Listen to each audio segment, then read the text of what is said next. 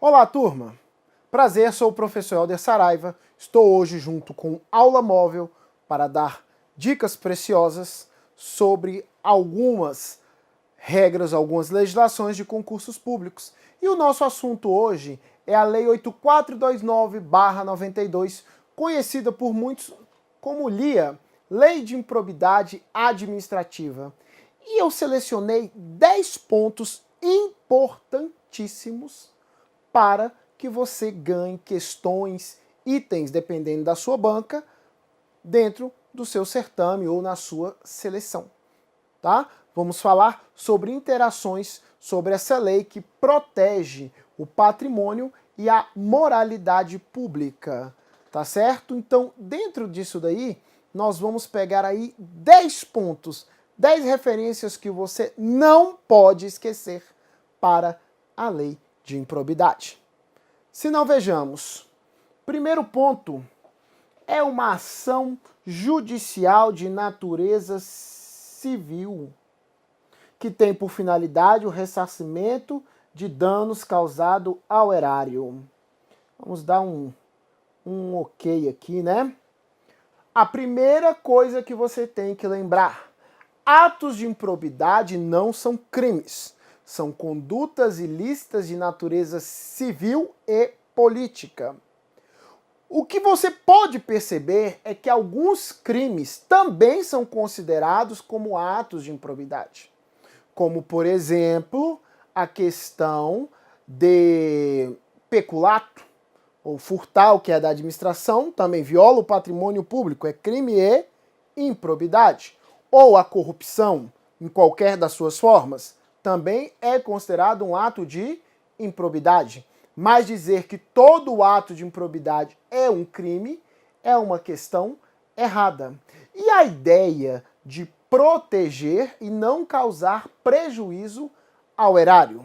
Nós temos que lembrar também que essa proteção do prejuízo é o prejuízo material e o prejuízo moral, tá?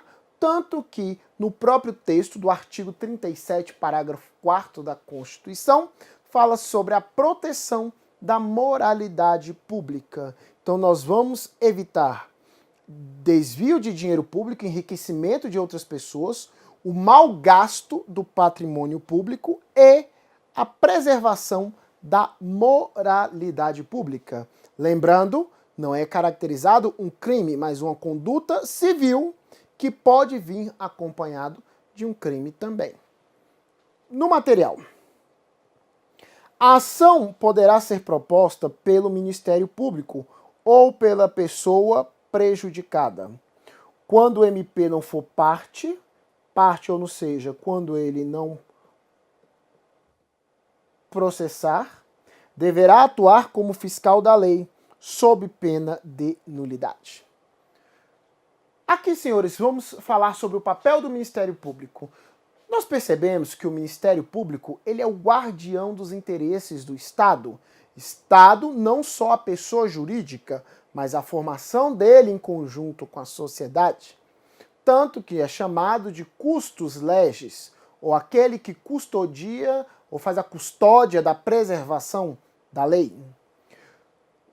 Nós percebemos pela leitura da Lei 8429 que a pessoa jurídica que sofre o prejuízo, ou seja, que sofre a violência financeira ou mau gasto, ela tem capacidade de processar e demandar, questionar a improbidade que sofreu. Ou seja, se for uma autarquia, a autarquia tem a capacidade. Se for uma fundação, se for uma empresa pública, se for ou mesmo uma instituição privada da qual possui investimentos públicos. Então, todo aquele que tem personalidade jurídica tem capacidade de quê? Capacidade de dar início à ação de improbidade. A prefeitura, ou o Estado, ou a própria União. Só que o Ministério Público tem capacidade de processar no lugar de qualquer um desses que eu citei. Porque o Ministério Público é o guardião de qualquer estrutura ou qualquer patrimonialidade pública. Ele zela pelo bem-estar público de forma geral, que é o que muitas provas chamam de legitimado universal. Mais uma vez, legitimado universal. Ele é capaz em qualquer situação. Mas em muitas vezes, a pessoa já exerce, a pessoa jurídica, a instituição prejudicada, da entrada na ação. Não está a necessidade do Ministério Público processar também, apesar que ele pode. Tá? Eu não estou dizendo que ele não pode. Só que no processo que ele não processar, ele vai ser fiscal, ou seja, ele vai ser intimado para acompanhar o processo todo, para ver se o processo está de acordo, tá? Com as regras, né, do contraditório, da ampla defesa e da aplicação da lei de probidade, né, de improbidade administrativa. Então aprendemos que é uma ação de natureza civil, que o Ministério Público pode entrar com a ação, apresentar a ação em qualquer situação, e se ele não for participar do processo como processante, ele será o quê? Fiscal, também chamado de custos legis. Vamos aqui dar um OK, chamado custos legis. Responde por improbidade qualquer pessoa, agente público ou não, que participar, induzir apenas se beneficiar do ato de improbidade. Ponto número 3. Quando se fala em agente público, é toda e qualquer pessoa que esteja exercendo função pública. É toda e qualquer pessoa. Não precisa ser um indivíduo, literalmente, que ingressou por concurso ou tem atividade permanente. Tá? São considerados para esses fins, mesmo os terceirizados, os agentes particulares prestadores de serviço, ou mesmo aqueles que estão em cadências de estágio. É o maior conceito de administração pública. Mesmo aquele que não pertence à administração pública, que é o agente particular, o cidadão comum, ele também pode responder por improbidade, desde que ele vá agir em conjunto com o agente público, mais uma vez, desde que ele vá agir com o agente público. Então, para o agente particular, deverá haver concomitância, deverá agir conjuntamente. É sempre bom lembrar que agentes políticos possuem um tratamento diferenciado na lei de improbidade, que há posicionamentos específicos, tanto do Supremo Tribunal Federal, do STJ, que vale a pena apontamentos na sua revisão para estudos. Número 3. Responde por improbidade qualquer pessoa, como nós falamos. Na ação de improbidade é vedado qualquer tipo de transação ou acordo. O que acontece? Nos institutos do direito penal, existe um instituto muito comentado chamado delação premiada, ou seja, se eu colaboro, eu poderei ser beneficiado em alguns quesitos. Como existe também nas regras em relação aos juizados, a transação. Ou seja, a pessoa que nunca respondeu na esfera criminal, se ela fizer tiver algumas atividades, ou prestar algum serviço, ou tiver alguns comportamentos, ela não vai sofrer as consequências de uma penalização. É como ela recebesse uma segunda chance. Quem está respondendo por improbidade não tem nenhum benefício, como acordo ou transação ou delação. Ela sofrerá obrigatoriamente os efeitos da lei. Não existe nenhum benefício. E aí, nós já vamos partir para o ponto número 5, que é a proibição do princípio da insignificância. Não há valor pequeno para a lei de improbidade.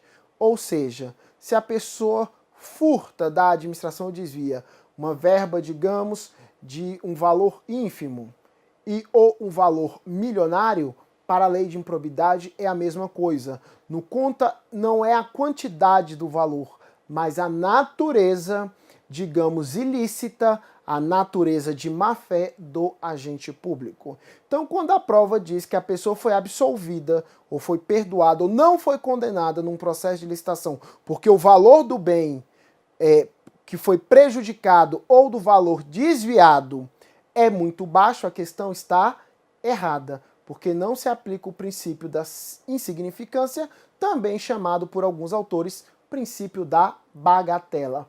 conforme o entendimento do Superior Tribunal de Justiça. Mais uma vez, conforme o entendimento do Superior Tribunal de Justiça. Puxa aí, diretoria.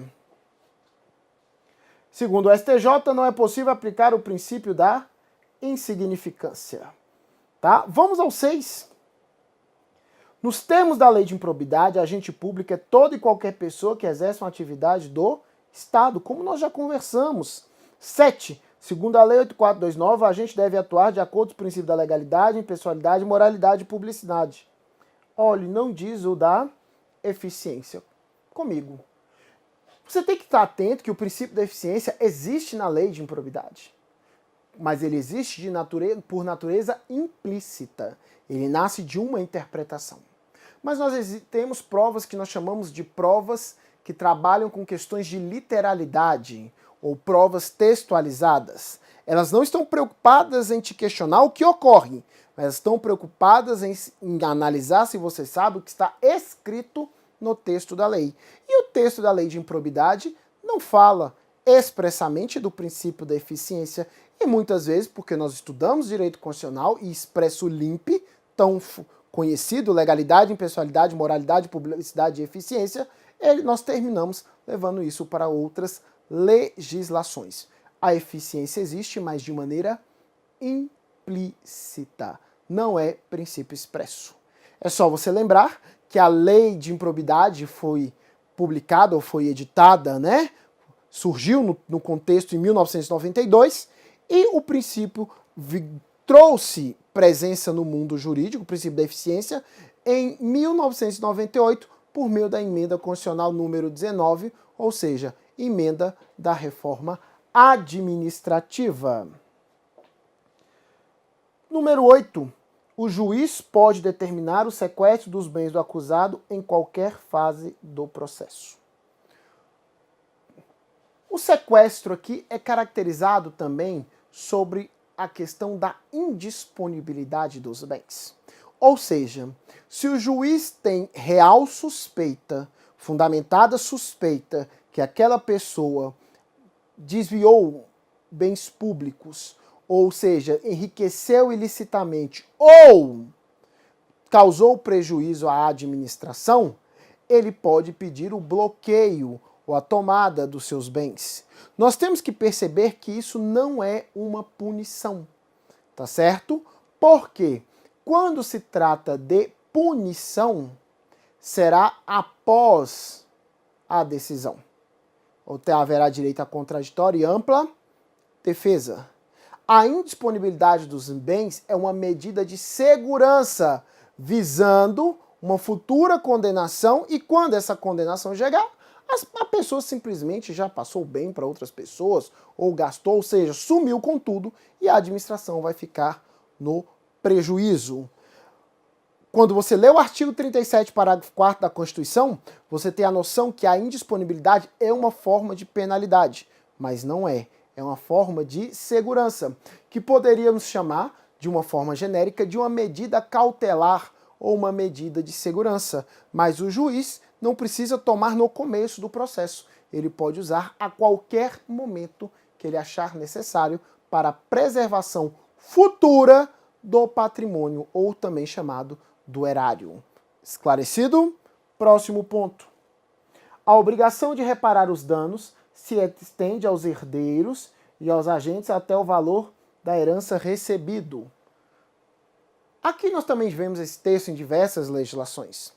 A partir do momento que a pessoa é condenada por improbidade e durante esta cobrança ela falece, ou ela vai ser, a questão de punibilidade, da suspensão dos direitos políticos, da perda da função, isso não alcança os seus descendentes, mas a dívida sim.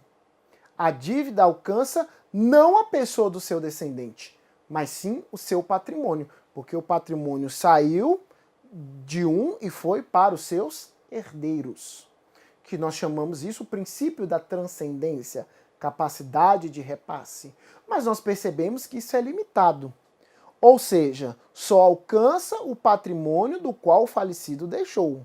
Os bens que foram produzidos pelo trabalho dos herdeiros, esses não serão alcançados. E claro, se o herdeiro não deixou bens, não há o que se falar nisso. É importante ressaltar que, com relação à capacidade da administração cobrar ou requerer esse ressarcimento, é imprescritível, ou seja, se foi uma casa ou uma terra que passou 3, 4, 5 gerações, vamos colocar numa menção hipotética, 200 anos e passou desapercebida e a administração descobre depois desse tempo, provando que ela pertenceu ao agente improbo, ela ainda poderá ser questionada judicialmente, porque não existe prazo de prescrição. E isso, mais uma vez, enquanto durar o patrimônio do falecido, não alcançando patrimônio dos herdeiros, possuindo como característica a imprescritibilidade. Tá certo? E aí, vamos para a nossa 10ª dica. Os atos de improbidade importarão ressarcimento ao erário. Aqui eu quero que você tenha atenção. Por quê? Se nós olharmos a lei, o ressarcimento se dá com relação ao que foi desviado, mais o proveito econômico. Ou seja, se uma pessoa desviou de cofres públicos por um programa social 100 mil, investiu e aquilo multiplicou para 3 milhões, digamos que é uma pessoa empreendedora, ela não vai devolver só o valor, ela vai devolver tudo que ela ganhou em cima do valor, tá certo? E o prejuízo também será restituído. Indisponibilidade dos bens, suspensão dos direitos políticos. Esse aqui eu também quero que você tenha atenção. Por que eu quero que você tenha atenção? Suspensão dos direitos políticos impede a capacidade eletiva da pessoa de votar e ser votado. Logo, ela não poderá ocupar nenhum cargo eletivo e nenhuma capacidade pública. Os prazos vão de acordo às condutas do artigo 9º, 10º e 11º e serão gradativamente resolvidas. E nós temos a perda dos bens, as multas e a proibição de receber benefícios do Estado, que são consequências do próprio texto da Lei de Licitações. Eu vou me despedindo agora. Vou convidar você para que conheça o nosso site. Entre em www.aulamóvel.com.br e conheça nossos cursos, nossos produtos, os meus cursos com relação à teoria em direito administrativo, em leis específicas e os nossos cursos de exercício direcionados a diversas bancas, separado por tópicos de acordo com o seu edital. Para que você fale comigo, entre no Facebook e digite www.facebook.com.br/Professor Helder Saraiva, www.facebook.com.br/Professor Helder Saraiva, Helder com H e digita tudo junto. Eu estou te esperando. Muito obrigado.